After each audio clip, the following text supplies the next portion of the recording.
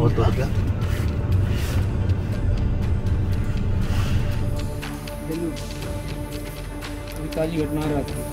अच्छा, पीलीभीत की तस्वीर देखकर आप चौंक गए होंगे।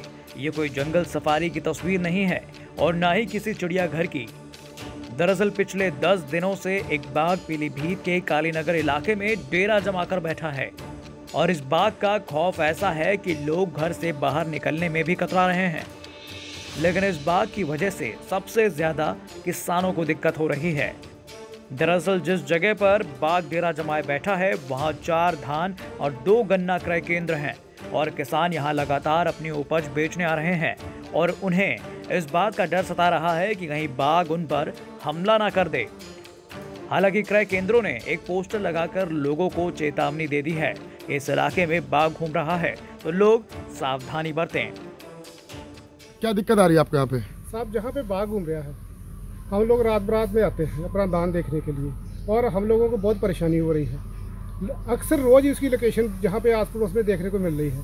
सर हम लोगों को इसलिए बहुत परेशानी हो रही है। तो कैसे बचते हैं आप? साहब ऐसा 5, 6, 10 लोग होकर इकट्ठे निकलते हैं, ये दिक्कत है। अभी तक विभाग की तरफ से कोई भी इस पर कोई कार्रवाई नहीं की गई। हालांकि बाघ ने अब तक किसी को नुकसान नहीं पहुंचाया है और यही वजह है कि आसपास के लोगों में इस बाघ को लेकर काफी डर है। स्थानीय लोगों ने इस बाघ की खबर वन विभाग के अधिकारियों को दी है, जिसके बाद वन विभाग के अधिकारी बाघ की निगरानी कर रहे हैं।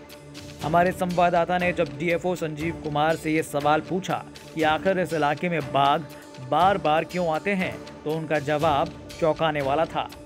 संजीव कुमार की माने तो इस इलाके में एक नहर है जहां स्थानीय गौशालाओं और आम लोगों द्वारा मरे हुए मवेशी फेंके जाते हैं। बाघों के लिए इस तरह के मरे हुए जानवर भोजन का एक आसान स्रोत है, इसीलिए वो जंगल से निकलकर रिहायशी इलाकों की ओर आ जाते हैं। हालांकि ऐसा नहीं है कि इस इलाके के सब लोग बाघ से डरे हुए हैं। कुछ लोग ऐसे भी हैं जो बाघ को देखने के लिए दूर दराज के इलाकों से पहुंच रहे हैं और फोटोग्राफी का लुत्फ भी उठा रहे हैं। अभी जहाँ तक हम भी 2 दिन से यही मौके पे हैं, उन लोगों का कहना है कि यहाँ पे एक पशु जो गौशाला है उसके कुछ अफसेस यहाँ पे डाले जाते हैं, जिनको लेकर बाघ लगातार वहाँ मौके पे आता है। ये चीज़ जानकारी में आई है, ये चीज़ जानकारी में आई है और उसके लिए हमारे जो रेंज अधिकारी हैं उन्होंने वहाँ पर संपर्क किया है जाकर के। तो ये बताया गया कि अब आइंदा हम यहाँ पर नहीं डालेंगे। ऐसे अवशेष डालना वैसे भी गलत है, ऐसे नहीं डालना चाहिए। कोई अवशेष अगर है तो उसको कायदे से उसको दफन करें, तो ये वास्तव में ये ठीक नहीं है।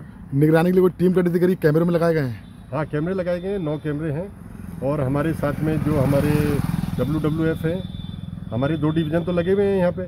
हमारा ये वन एवं वन्यजीव प्रभाग है और इसके अलावा पीलीभीत टाइगर रिजर्व है। इसके अलावा कुछ NGOs हैं जो हमारे साथ हैं यहाँ पर, तो पूरी टीम है हमारे पास। जैसा कि बाघ मैंने खुद देखा है, बहुत सीधा बाघ है, किसी को नुकसान नहीं दिया, तो ऐसे में कहीं लग सकता है या खतरनाक हो सकता है आगे? नहीं, खतरनाक होने की कोई संभावना नहीं है, क्योंकि चलने का उसका मूवमेंट बिल्कुल ठीक है, यंग है, कोई ऐसी समस्या नज़र नहीं आ रही है। परसों भी हमने उसको देखा था अपनी आंखों से, कल भी देखा है, वीडियो भी देखे हैं उसके, तो ऐसी कोई समस्या उसके साथ नहीं है।